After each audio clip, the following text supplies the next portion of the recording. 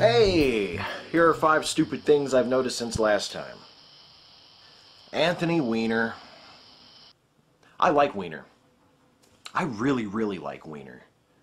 He made a stupid mistake, and even though he didn't do anything illegal, I'm glad that he's going home. There are so many people in this country, intelligent, dedicated people, with better judgment than this, capable of serving in Congress, and if we keep cycling through the fogies and fanatics and fuck-ups, we're bound to elect one of them eventually. What? I do like Weiner. Andrew Breitbart. Speaking of dicks, but how fitting that the one time this lying, desperate, attention-whoring, race-baiting sack of shit stumbles backwards into an honest-to-goodness big story, it revolves around him showing the rest of us pictures of someone else's penis. Way to go, Big Hollywood! Nice to see that Southern Ivy education isn't going to waste. Sarah Palin's email.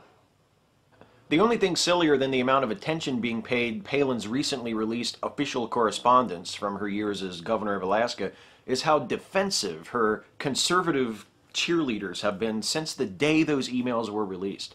Before anyone even had a chance to read them, Sean Hannity was on the air accusing the New York Times and the Washington Post of attacking and smearing Palin. He called their sifting through her emails obnoxious and over the top. Dude, she ran for Vice President of the United States 3 years ago. She might run for president next year. How can Sean Hannity, the guy who still won't shut up about Jeremiah Wright or the fact that Barack Obama used to live in the same neighborhood as Bill Ayers, possibly have a problem with this? Or did I just answer my own question? People who called for Tracy Morgan to be fired after his homophobic stand-up routine in Tennessee. Morgan's bigoted tirade, wherein he fantasized about stabbing his hypothetical gay son to death, doesn't seem to have struck too many people as funny. And it was definitely stupid, but so were the calls from some that Morgan be fired from his regular gig on 30 Rock as a result. Since the uproar began over his remarks, Morgan has been upfront and apologetic. He's even come out publicly in favor of same-sex marriage.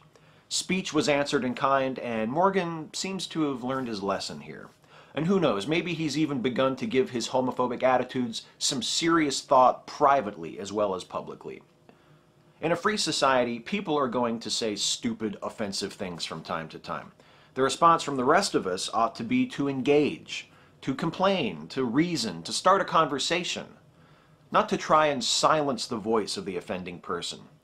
Right after the Morgan scandal blew up, Chris Rock caught a lot of heat for tweeting that he didn't want to live in a world where Tracy Morgan wasn't allowed to say incredibly offensive shit. And you know what? Neither do I. The worst part of this whole thing to me is that Morgan was performing at the Ryman Auditorium, on the same stage where Hank Williams once sang as part of the Grand Ole Opry. In less than 60 years, we've gone from Long Gone Lonesome Blues and Your Cheatin' Heart to hateful non-jokes about gay teenagers.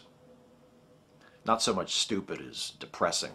But not as depressing as knowing that the Tracy Morgan incident wasn't even the worst episode of gay people being publicly mistreated that week. Which brings me to gay men ejected from public pool in Kentucky.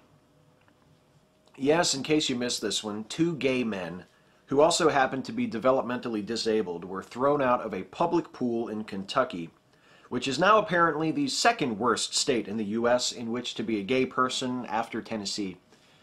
The employee who threw them out of the pavilion, which, I say again, is a city-owned public facility, cited as his reason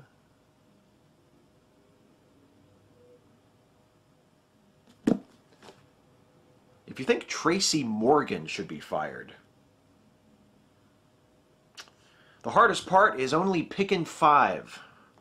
See you next time.